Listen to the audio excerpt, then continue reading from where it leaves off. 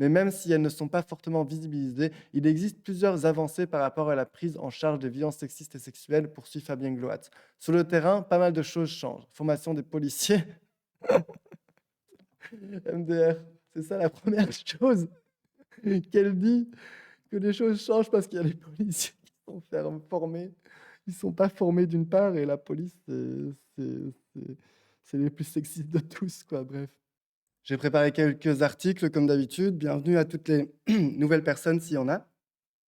Mais donc, je pense que ça, tout le monde, l'a vu. On va parler de l'affaire d'agression, du viol qui a eu lieu à Leuven. Donc on va parler des violences sexistes et sexuelles et notamment aussi du traitement médiatique des violences sexistes et sexuelles, aussi surtout en Flandre, parce qu'on va le voir tout de suite, mais il y a eu beaucoup plus d'affaires qui sont sorties en Flandre, qui ont du coup été traitées médiatiquement de manière problématique. Mais c'est une question à se poser, qu'on va essayer de se poser collectivement avec quelques autres articles. Ben, comment ça se fait? Est-ce que c'est justement bon signe qu'il n'y a rien qui se sort de la Wallonie ou est-ce que justement c'est inquiétant parce que vu notre patriarcat, notre culture du viol, ben, c'est très étonnant qu'on n'ait pas eu un MeToo politique en Wallonie et Bruxelles notamment, mais en Flandre un tout petit peu. Mais moi, je trouve ça quand même suspicieux quand 10 ans ou presque 10 ans après MeToo, on voit des politiciens en France qui sont accusés énormément. On voit aux Pays-Bas la même chose, en Allemagne aussi, il y en a quelques-uns. En France, on sait qu'il y a des cellules internes d'écoute de violences sexistes et sexuelles dans les partis. On sait que ça marche pas très bien et j'ai plein de critiques à dire là-dessus. Mais c'est quand même grâce à ces cellules que des affaires sortent et que des personnes témoignent. Et je me suis posé la question, est-ce que ça existe même en Belgique? Est-ce que nos partis, bon, je laisse tomber le MR ou les autres partis de droite ou d'extrême droite, je ne pense pas qu'ils ont des cellules internes d'écoute de violences sexistes et sexuelles. Mais je me suis posé la question, est-ce que le PTB, Écolo, PS, est-ce que LE ont des cellules internes? Et si oui, comment ça se fait qu'il n'y ait rien qui est sorti? Est-ce qu'il n'y a rien il n'y a pas eu de plainte? Mais du coup, est-ce que c'est leur fonctionnement qui n'est pas assez bien? Ça pose beaucoup de questions, je trouve, mais on va commencer avec donc la nouvelle la plus récente. Donc c'est une affaire qui s'est passée à Leuven en Flandre et pourtant ça a quand même fait, l'autre côté du pays, ça a indigné beaucoup de monde et à raison. Donc pour résumer, on va après voir une vidéo de la RTBF, mais pour résumer l'affaire, c'est donc une personne, je vais parler d'agression, hein, donc trigger warning pour les gens sensibles, mais donc on parle d'une personne qui a été reconnue coupable pour avoir violé une de ses camarades de classe, je pense, ou autre étudiante. Et cette personne a été libérée sans même de casier judiciaire parce qu'il est talentueux, qu'il est engagé et qu'il est jeune.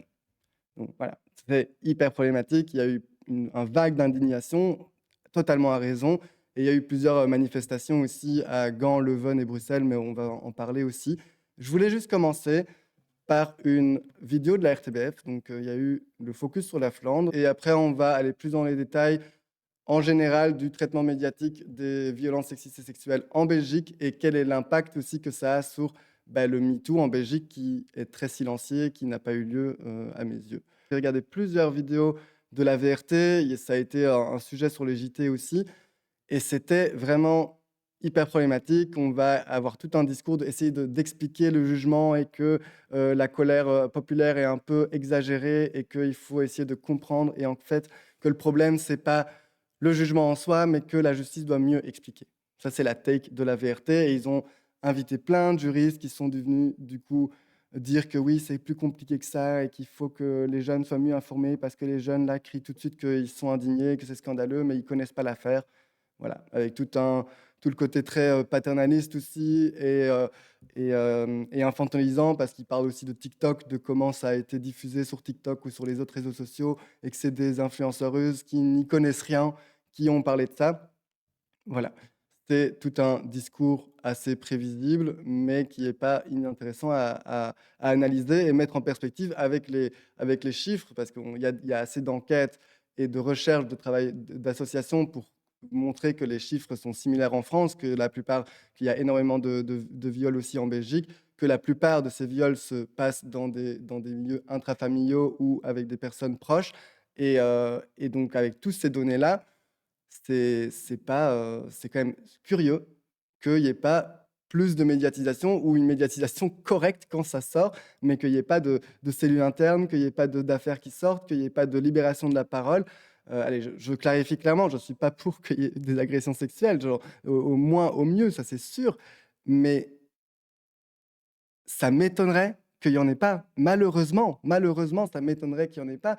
Indignation depuis le début de la semaine en Flandre, à Leuven, un étudiant en gynécologie qui vient d'être reconnu coupable de viol, mais malgré ce verdict, le jeune homme n'a écopé d'aucune sanction. Oui, alors les faits jugés remontent à novembre 2023. Après un début de soirée passé chez une amie, une étudiante se rend avec ses copines à une fête d'Halloween dans un café du quartier estudiantin de Leuven. Elle se souvient y avoir pris une bière, puis plus rien, c'est le trou noir, suscité soit par un état d'ébriété trop avancé, soit par une drogue insérée à son insu dans sa boisson.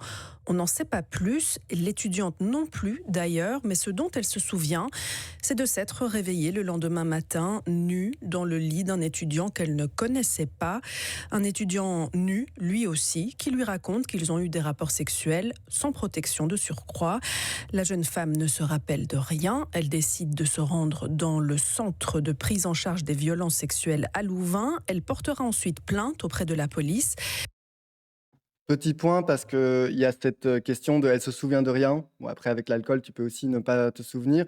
Mais ça me fait penser à toute l'affaire, le scandale qu'il y avait au cimetière d'Ixelles, parce que plusieurs bars étaient accusés de laisser des violeurs traîner dans ces lieux. Il y a eu toute une vague, tout un mouvement qui s'est lancé après ça, Balance ton bar. Ça a pris une ampleur gigantesque. Il y a eu plusieurs manifestations. Ça n'a rien changé, hein. Clairement, par exemple, le El Café qui était visé à l'époque très sérieusement parce que ces personnes-là, il y avait un videur de l'El Café qui avait 17 plaintes au cul, un truc comme ça, je ne me souviens plus exactement du chiffre, mais vraiment quelque chose de scandaleux. Et je pense que le procès est sorti récemment, qu'il y a juste une amende pour certaines victimes, que le El Café ne doit pas fermer, il existera toujours. Ce videur peut retourner travailler dans ce milieu-là de travail. Donc, il n'y a pas non plus de remise en question du danger de laisser des potentiels récidivistes dans des milieux où il y a beaucoup de drogue, où il y a beaucoup d'ébriété, où il y a beaucoup de gens qui sont inconscients ou à moitié conscients ou pas totalement conscients de ce qui se passe autour d'IL. Donc voilà, c'est très terrifiant.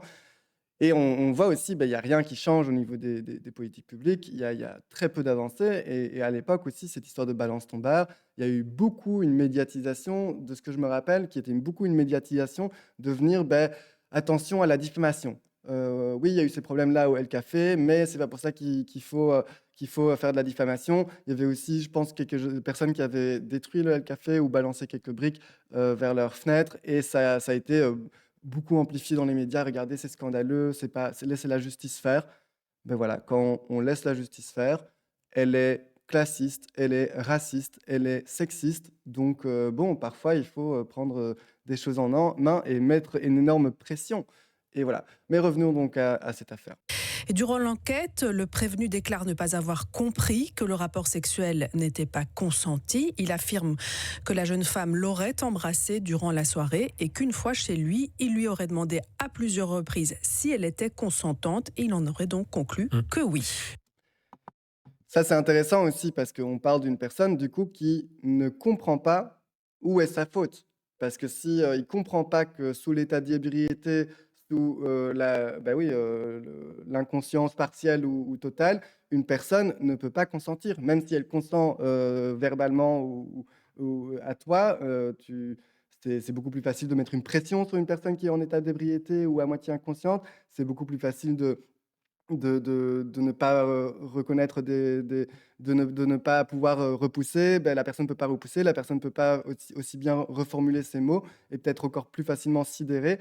Donc, il y a énormément d'éléments et donc cette personne ne comprend pas où est sa faute. Et c'est notamment pour ça qu'il a été reconnu coupable aussi. Mais donc, on parle d'une personne qui est potentiellement un récidiviste. Parce que s'il ne comprend pas où est sa faute et pourquoi ce n'est pas du consentement, alors ce type, il se remet pas en question. Il y a aucune garantie qu'il va pas refaire exactement la même chose, que ce soit une soirée ou dans son cadre de travail, en gynécologie, ce qui est terrifiant pour beaucoup de gens et je comprends totalement.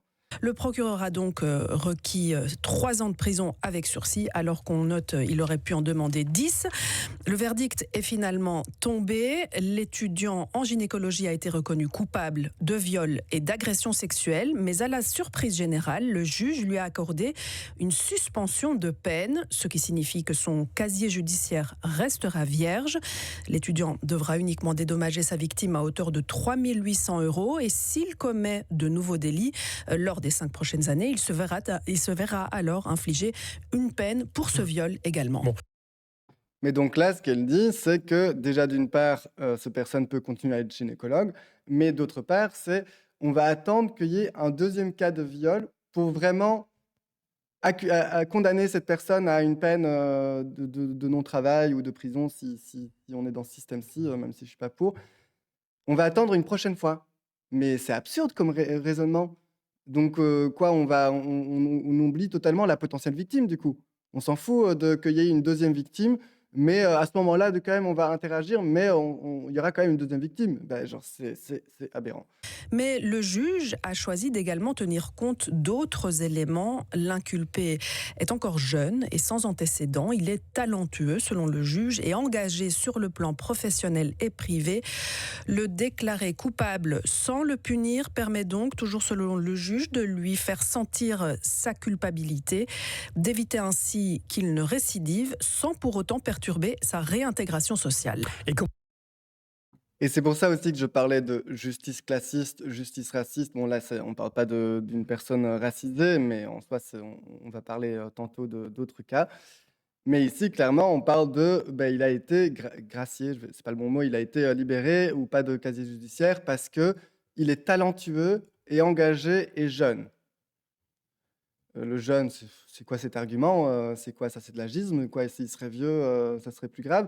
Et c'est vraiment dans cet imaginaire que les violeurs sont des vieux croutons dangereux dans les rues. C'est totalement une pensée qui est d'une part fausse. Toutes les études le prouvent que la plupart des agressions se passent dans le cadre intrafamilial ou proche dans tes connaissances, tes amis.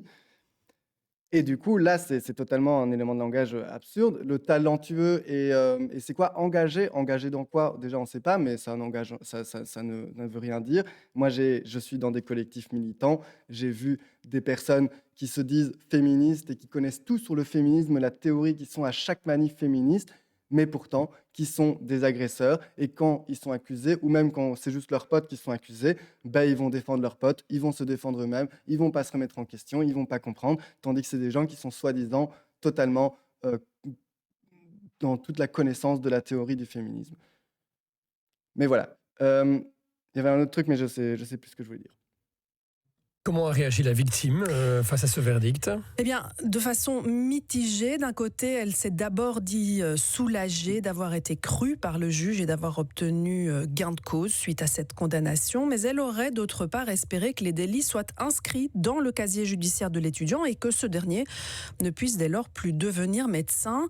On notera que l'hôpital universitaire de Louvain, l'UZ Leuven, a depuis décidé de suspendre temporairement sa collaboration avec le jeune homme, sachant qu'il y suivait une formation en gynécologie.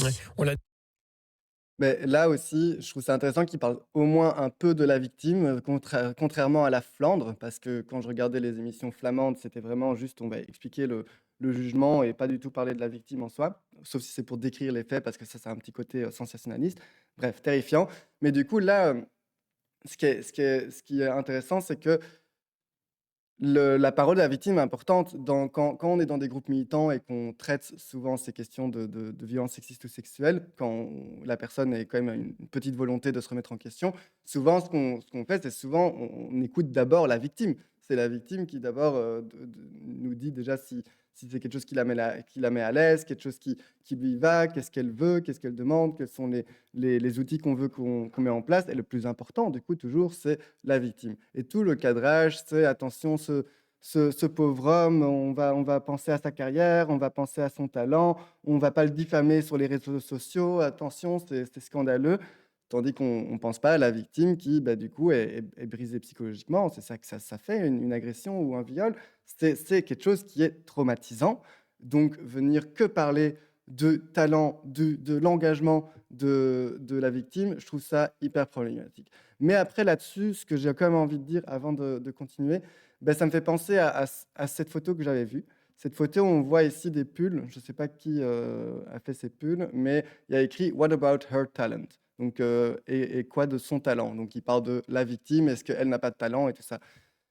Je trouve ça absurde comme slogan et je trouve ça dépoétisant aussi parce qu'en fait, quel que soit le talent, déjà le talent, c'est quelque chose de totalement absurde et inexistant. Mais en plus de ça, c'est totalement dépoétisant parce que quel que soit le talent, quel que soit l'engagement de la personne, quel que soit le réseau de la personne, les connaissances de la personne ou son milieu social, ben, on parle d'une agression et on doit prendre en compte la victime. On parle d'un viol, on doit condamner ou en tout cas réfléchir à tout ça à propos de l'agresseur, à propos avec la victime. Voilà, c'est donc un petit aparté sur ce pull parce que je trouvais ça quand même un peu étrange. Dites-moi ce que vous en pensez, mais je trouve ça un peu dépolitisant parce d'accord, c'est ça que le juge a dit comme excuse de pourquoi il est relâché, mais je trouve que ça explique pas assez, ça pousse pas assez loin. Voilà, dites-moi ce que vous pensez de ce slogan, mais je suis personnellement pas hyper fan. C'est littéralement les discours des défenseurs de Depardieu. Oui, mais c'est un monstre du cinéma français, puis quel acteur? Oui, exactement. Donc oui, c'est problématique et il faut critiquer cette rhétorique des défenseurs des agresseurs, comme quoi les gens talentueux ou importants, on ne doit pas les accuser. Mais c'est pas pour ça que on doit utiliser les mêmes mots ou la même rhétorique dans nos slogans. Je trouve qu'il y a des choses plus intéressantes à apporter que à propos du talent de la victime. Mais après, bon, je ne veux pas critiquer ces personnes en question, hein. Peut-être que c'est juste des gens qui ont pensé à faire un pull ou qui avaient déjà ce pull chez Yale. Voilà, je n'attaque pas ces personnes en particulier.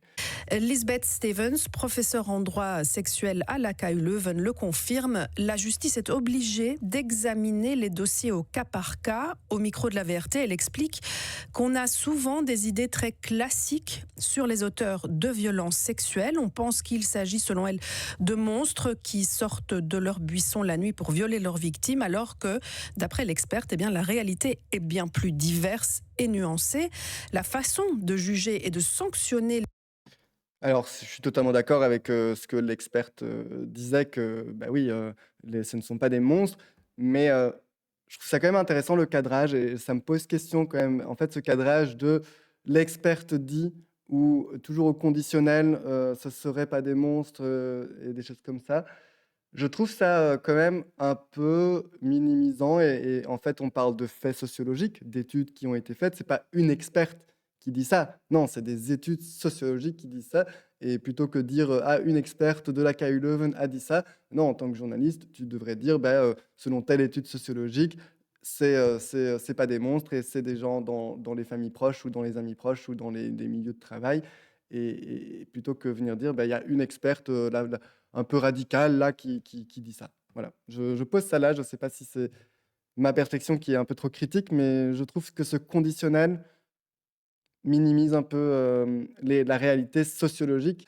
Voilà, c'est pour introduire, mais on va regarder du coup les articles au nord du pays de la VRT et là, on va voir, c'est une autre ambiance. Leur take, c'est de surtout essayer de dire: «Ben voilà, les gens qui s'indignent ont pas compris».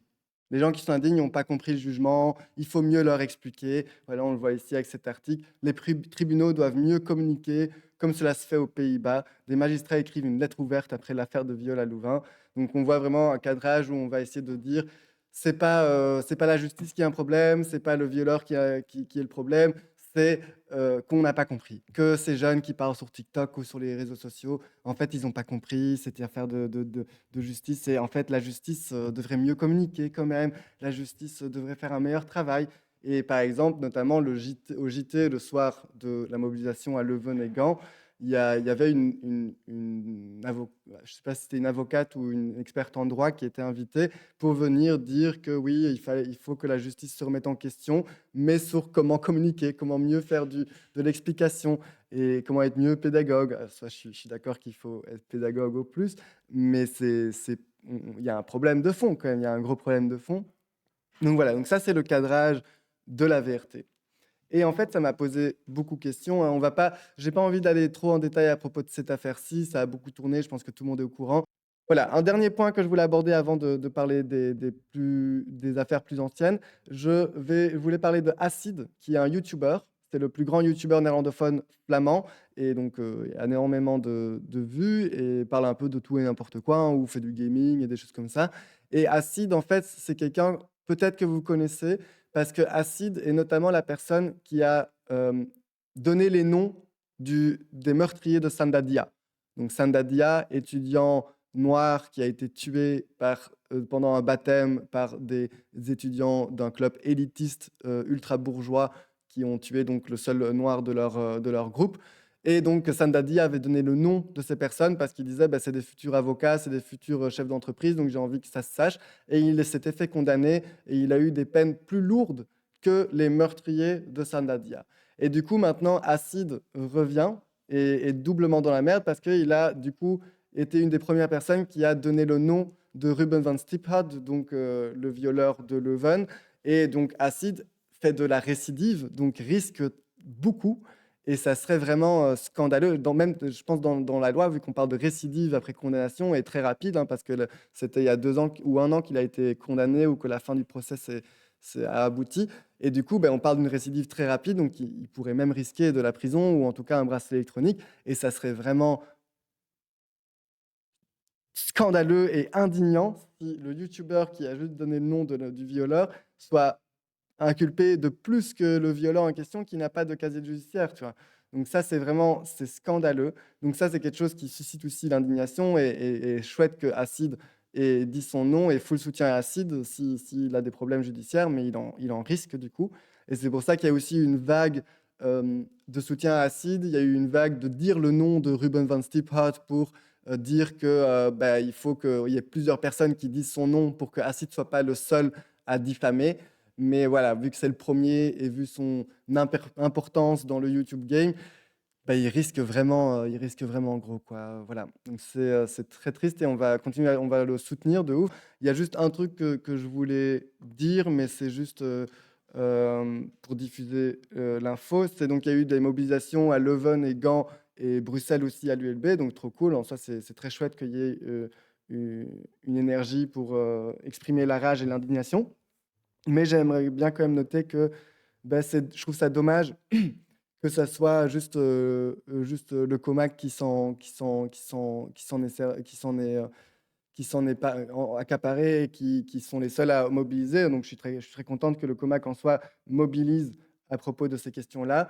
Mais je trouve que ça pose quand même question parce que dans le Comac ou le PTB en général, ben, je sais qu'il y a des soucis de violences sexistes et sexuelles. Je connais des personnes qui ont été victimes de violences sexistes et sexuelles.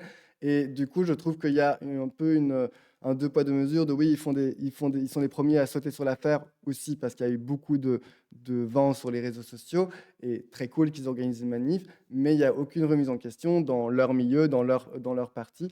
Et j'avais notamment aussi eu vent de plusieurs victimes qui disaient qu'elles ne voulaient pas que ça sorte ou elles ne voulaient pas accuser telle ou telle personne parce qu'il y avait une crainte d'accuser le parti et de mettre à mal le parti. Et vu qu'il y a beaucoup une sorte de matrixage chez les gens du PTB ou du COMAC, je généralise un peu, hein, j'essaie de prendre des pincettes, mais je ne veux pas trop généraliser, mais il y a souvent un matrixage que le PTB est le seul parti ou la seule organisation qui peut vraiment changer des choses ou qui peut vraiment empêcher l'extrême droite.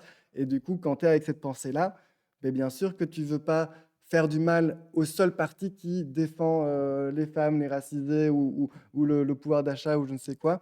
Et du coup, c'est clairement un matrixage qui est une sorte d'indoctrinement indirect, hein, peut-être, mais du coup, si tu veux pas porter plainte pour ne pas mettre en mal le parti ou cette personne qui est élue ou députée, je ne sais où, je trouve ça assez terrifiant et ça dit beaucoup, je trouve, de la manière dont ces gens s'organisent.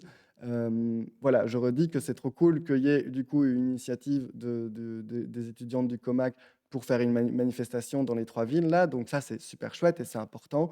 Mais voilà, ça me pose beaucoup de questions sur ce qu'ils disent et ce qu'ils font, quoi. Est-ce qu'il y a un peu des incohérences?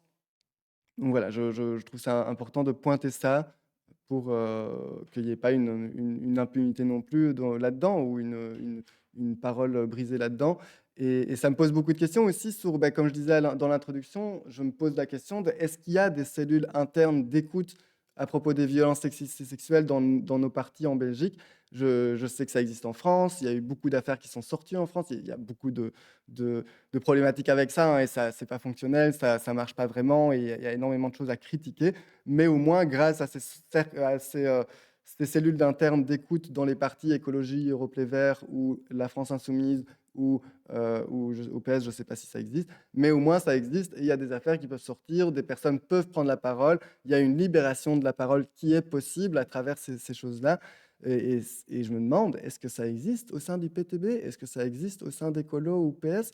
Je ne vais pas poser la question pour le MR parce que bon, mais c'est des choses qui me posent quand même question et ça pose question en général sur comment ça se fait qu'en Belgique, on soit si en retard sur le MeToo. MeToo qui est en 2016-2017, un truc comme ça.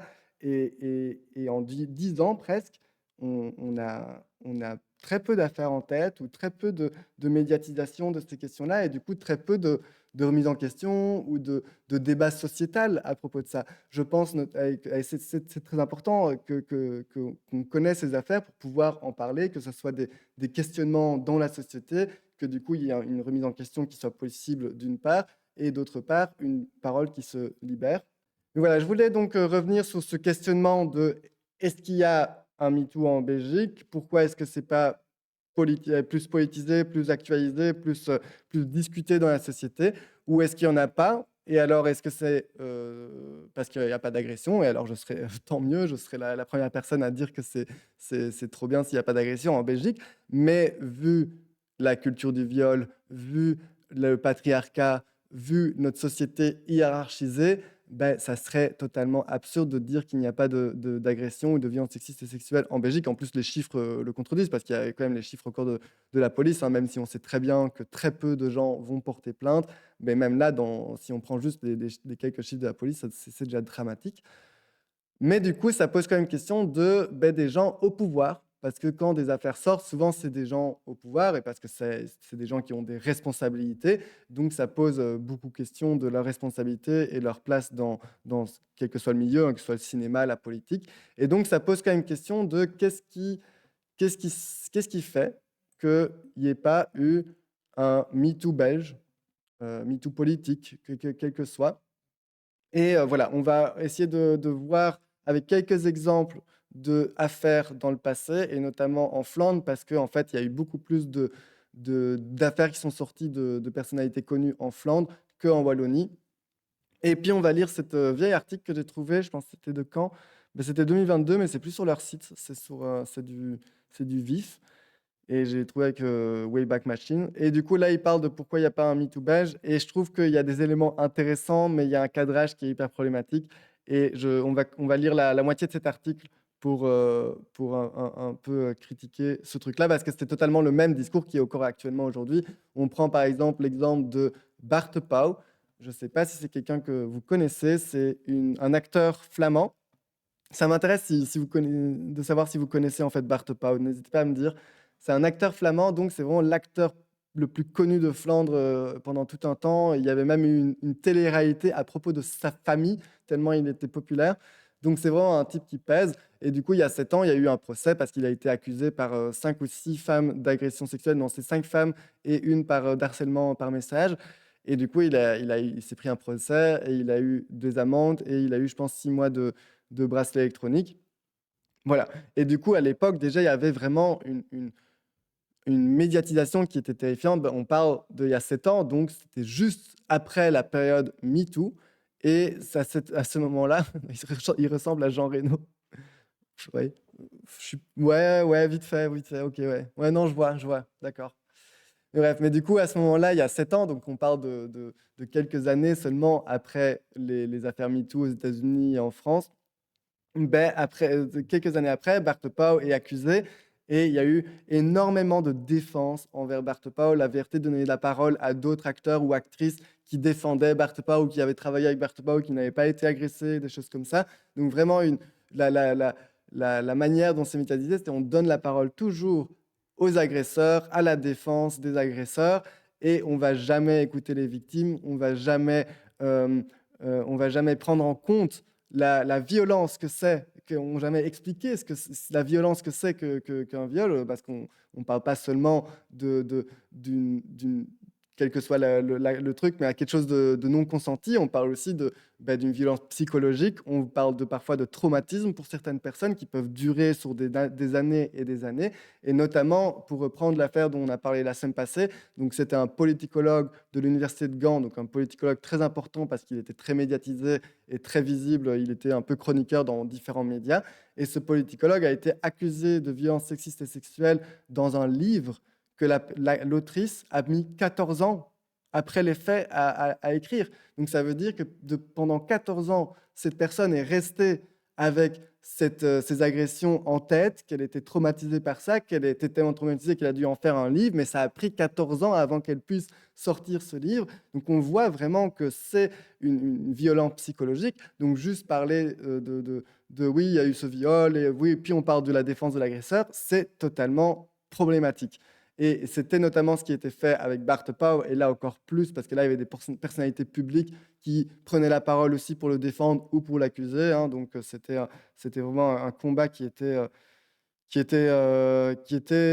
sexiste et totalement minimisant et infantilisant des victimes. Voilà, donc ça, c'était Bart Pau. Et pourquoi je parlais du politicologue, pardon, j'ai divagué. Mais donc, je parlais du politicologue, du coup, qui a été accusé dans son livre. Et en fait, on l'a vu la semaine passée, la première réaction de la VRT, c'était d'inviter l'avocate de ce politicologue pour venir dire que déjà, c'est de la diffamation, que de 1, c'est il y a 14 ans, que de 3, elle a consenti, en fait, et des choses comme ça, et qui va porter plainte pour diffamation. Donc voilà, on voit le cadrage.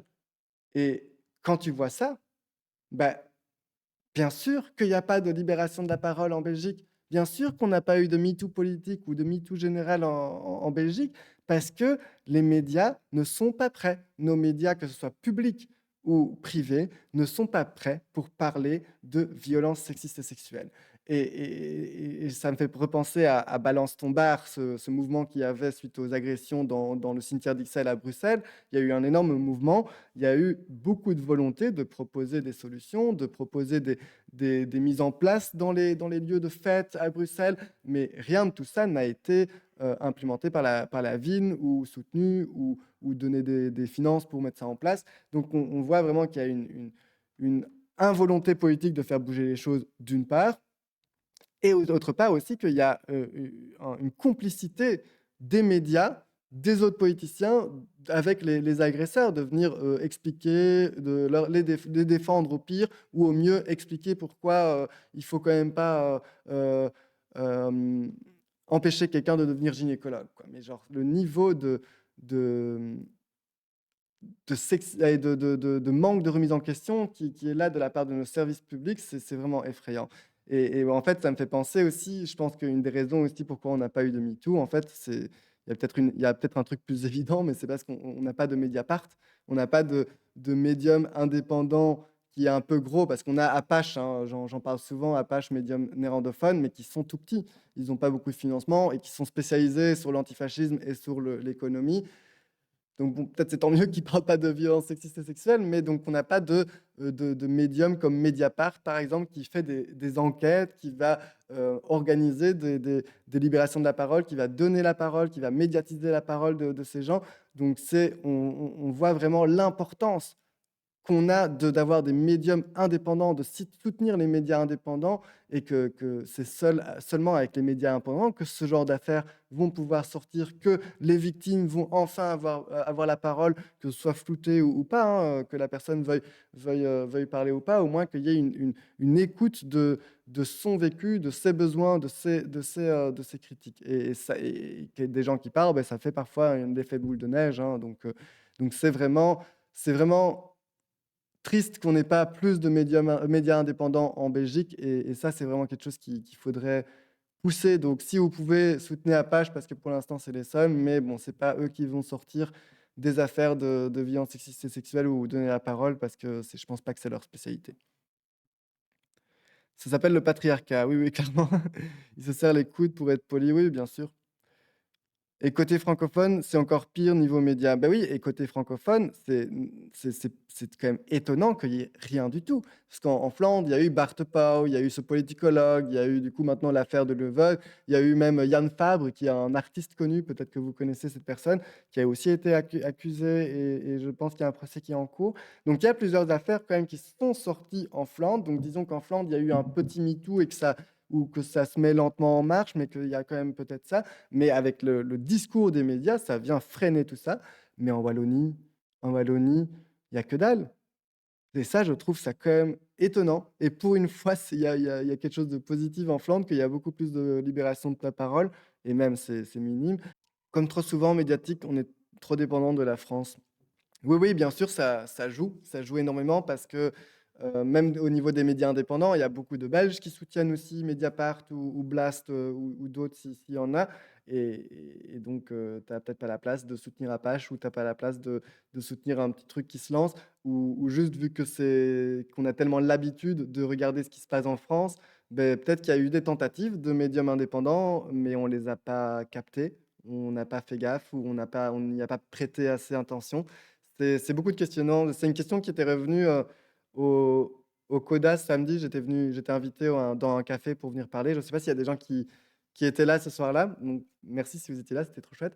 Mais du coup, il y a cette questionnement de comment ça se fait qu'on s'intéresse aussi peu à la politique en Belgique. Est-ce que c'est l'accès? Est-ce que c'est la complexité? Ou est-ce que c'est, oui, ben, parce qu'il y a la comparaison avec la France et qu'il y a tellement de choses qui se passent de l'autre côté du pays. Peut-être c'est aussi plus facile de suivre ce qui se passe en France et de juger ça de loin plutôt que de se confronter à la réalité de ce qui se passe en Belgique. Et ça me fait penser, à un moment, il y avait même eu une lettre signée par 200 personnalités femmes politiques, c'était en 2017 en Belgique, mais pas toutes avaient mis leur nom pour dénoncer les violences sexistes et sexuelles, que ce soit dans la politique ou dans le milieu de la culture. Mais là encore, il n'y avait pas de noms qui ont été dits, il n'y a pas eu d'accusation directe. Et du coup, ça pose question oui, c'est bien de libérer la parole, d'en parler, de pouvoir expliquer les faits, de pouvoir être écouté, de pouvoir être compris et du coup comprendre la culture du viol. Mais pourquoi est-ce que ces personnes n'ont pas donné de nom de ces poéticiens? Pourquoi est-ce que ces personnes n'ont pas donné de nom de ces artistes ou autres dans les milieux de la culture? Et ça pose beaucoup de questions de aussi l'hiérarchisation, le pouvoir, et que le pouvoir est pas remis en question. Et du coup, quand c'est quelqu'un qui a beaucoup de pouvoir, ben, c'est beaucoup plus difficile de prendre la parole ou de dénoncer directement cette personne.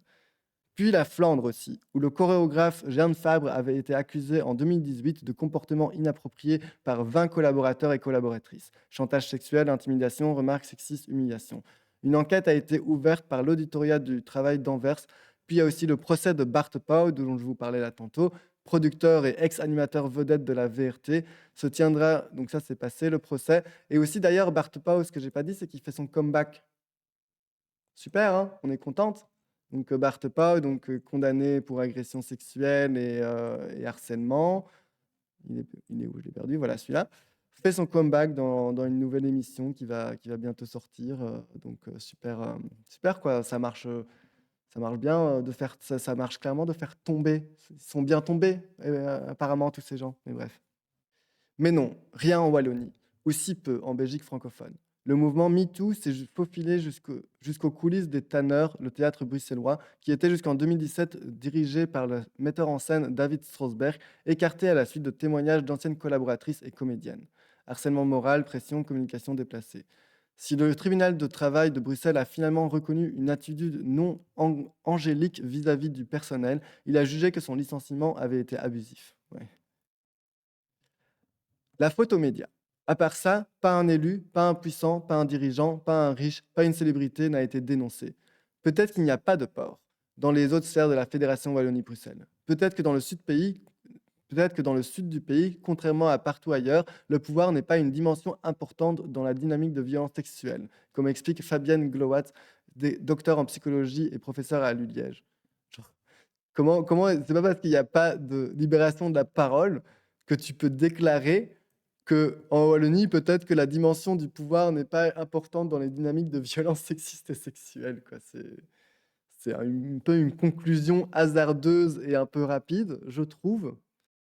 On l'a vu avec Black Lives Matter, prolonge-t-elle. Des associations dénonçaient des faits de violence et de discrimination depuis des années, mais il a fallu le moment médiatique pour que tout le reste de la société commence à parler de tout ça.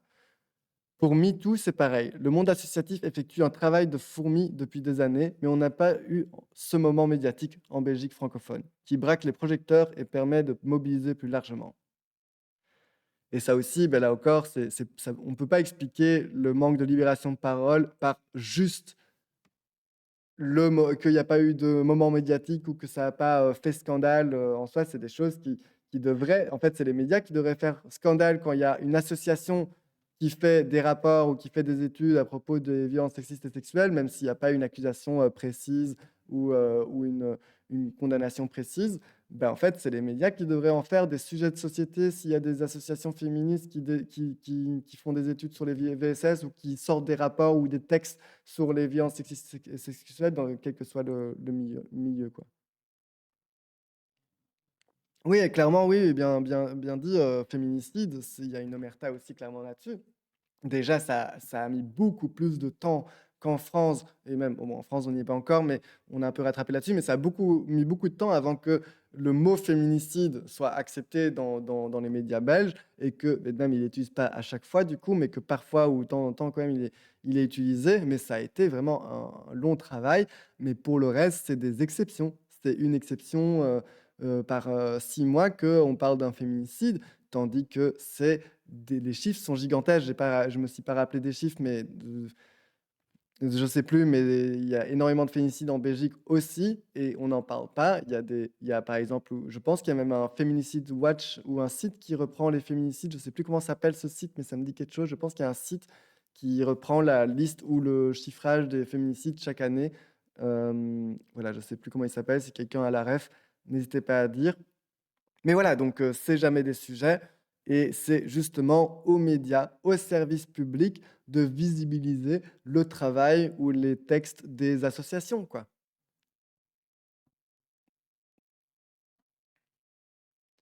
Ou peut-être ce moment a-t-il déjà eu lieu dans les années 1990. On a quand même eu l'affaire du trou qui n'est pas dans le même registre, mais qui a conduit à des avancées importantes d'un point de vue sociétal, légal, des dispositifs en place, de la prise en charge des victimes. Et ça, oui, clairement, c'est un bon exemple de dire que l'affaire du trou a vraiment créé un sujet de société. Tout le monde en parlait et du coup, tout le monde se positionnait, se réfléchissait à la question, ben, qu'est-ce qu'on doit faire, qu'est-ce qu'on doit mettre en place pour empêcher que ça réarrive ou que ça arrive dans mon milieu ou dans ma crèche ou dans mon école. Ça, c'est l'effet qu'a eu un sujet qui est politisé dans la société, qui fait vibrer la société et que les gens en parlent. Mais après, clairement, elle le dit ici, c'est pas le même registre. Et donc, je trouve que l'analogie est pas, à part pour prendre ça comme exemple que un remuement dans la société peut faire bouger des choses, à part ça, je vois pas pourquoi faire l'analogie, parce que c'est pas du tout la même chose quand on parle de pédophilie. C'est pas les mêmes émotions qui sont suscitées, c'est pas les mêmes chiffres, c'est pas les mêmes imaginaires, c'est pas les mêmes. C'est pas les mêmes. Allez, il y a des choses qui sont très liées, hein, bien sûr. Je ne dis pas ça. C'est aussi des dynamiques de pouvoir, c'est aussi de la culture du viol, bien sûr. Mais ça a été aussi toujours pris dans un certain angle de protection des enfants, plutôt que de se poser la question, ben, il y a un problème sociétal de patriarcat, de culture du viol. Heu et j'ai même envie de dire, Dutroux, ça a mis un gros focus sur les pédocriminels à la Dutroux. La pédocriminalité banale, intrafamiliale est bien restée sous les tapis, même après Dutroux. Oui, clairement, bien, tu fais bien de le rappeler. Dutroux, ça allait un peu dans, bah, l'imaginaire collectif du pédocriminel qui est un vieux dans un village un peu paumé qui, bah, du coup, là, il avait séquestré aussi des jeunes filles. Donc ça vient dans l'image du pédocriminel ultra violent qui est fou et du coup, va séquestrer des gens et avec sa femme qui est complice.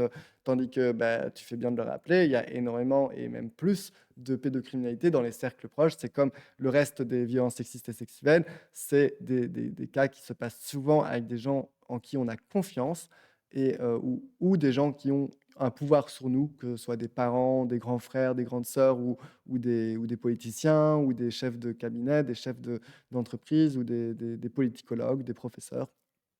Voilà. Donc là, clairement, tu as raison de rappeler que le récit du monstre, il marchait bien avec Dutroux. Du coup, oui, ça a conscientisé beaucoup, mais ça restait, ça confirmait un certain imaginaire, hein, donc oui, ça n'a pas, libéré toutes les paroles. Quand on parle de situations privées, c'est encore plus compliqué de sortir avec ça et en plus, les enfants sont souvent totalement pas écoutés, sont totalement pas crus non plus quand il y a des accusations ou de la part d'enfants, c'est souvent minimisé, c'est souvent remis en question.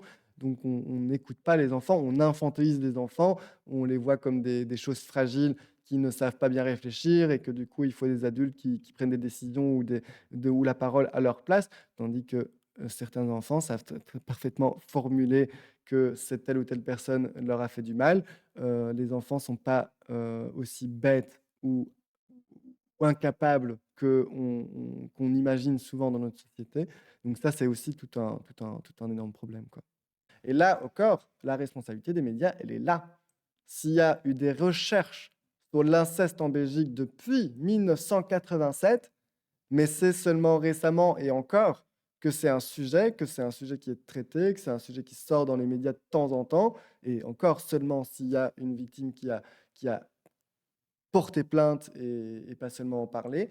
Donc c'est vraiment une responsabilité très claire des médias qui ne laissent pas la parole aux spécialistes qui font des recherches, que ce soit des associations, des chercheuses qui font des recherches sur la culture du viol, sur l'inceste spécifiquement, ou sur le viol intrafamilial, ou sur le viol conjugal spécifiquement. Il y a des associations, des chercheurs, des chercheuses qui font des recherches spécifiques là-dessus, et c'est la responsabilité du service public, surtout parce qu'on paye nos taxes à ça, que le service public visibilise les sujets de société qui nous concernent.